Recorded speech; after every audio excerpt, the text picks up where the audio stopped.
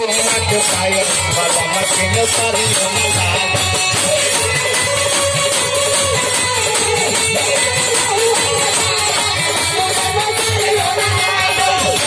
पढ़ावे खातिर सुनाए सखी देखबे नहीं पौना के पायल बाबा मकिन सारी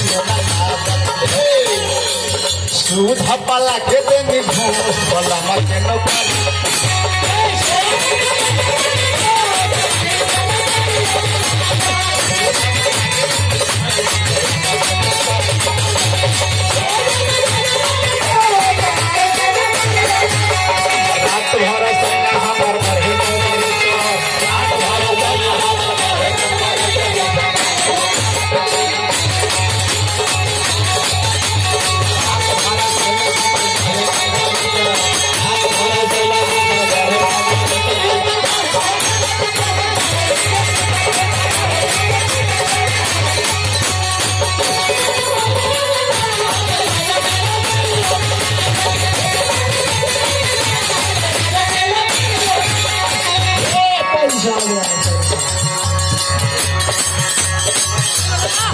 कमलेश जी की तरफ से 51 रुपया के पुरस्कार लाख बार हरी मंडली की तरफ से भैया इतने बनर हो रुपया इन्हें दान करत रहा होगा एक धनिया और दिया कहा था सखी बहुरा में कहा शुद्ध को पैसा लिए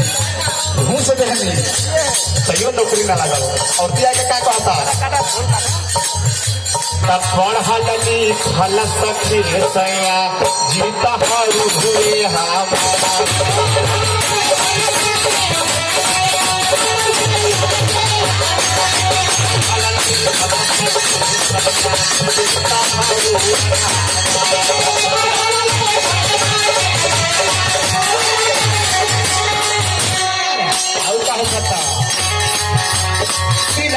में हलत रहले पढ़ाइए में रहेलन पागल भला मकिन परियो न लागल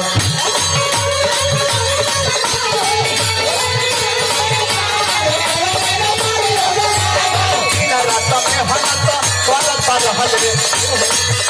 पढ़ाइए में रहेलन पागल भला मकिन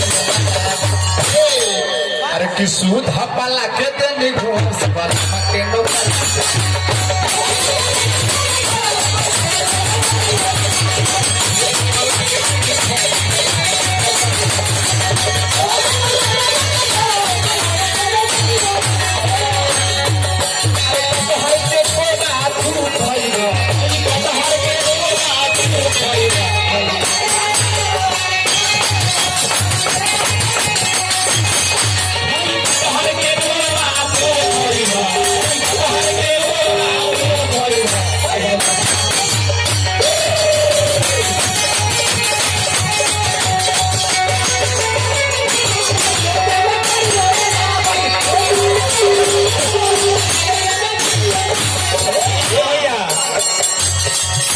मर्दानवा ये सुने में आ गए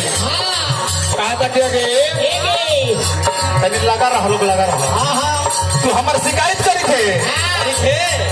मर्दानवा कही थे क्या सुन हमारे बात खोल के कान सुन के खोल दबाओ माने काना मर्दानवा कहा था क्या धनिया सवर कर सच घूमे कर मनो करी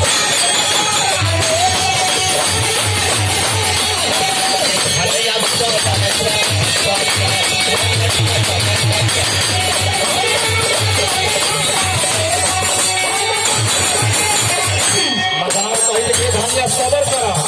बोल बोल करेगा धनिया सबर कर सच घूमे कर बनो करी चाहे ढोवे परी सह रात हाथ